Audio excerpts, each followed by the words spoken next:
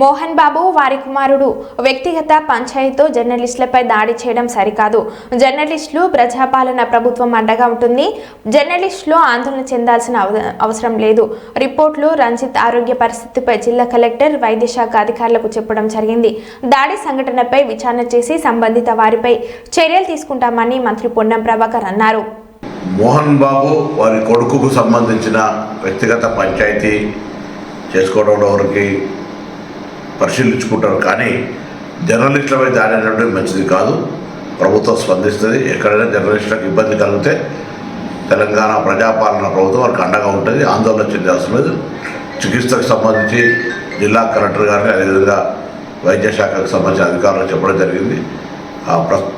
ఆ రిపోర్టర్కు సంబంధించిన ఆరోగ్యం ఎక్కడ కూడా ఇబ్బంది లేకుండా చూడాలని కోరుతా ఉన్నాం.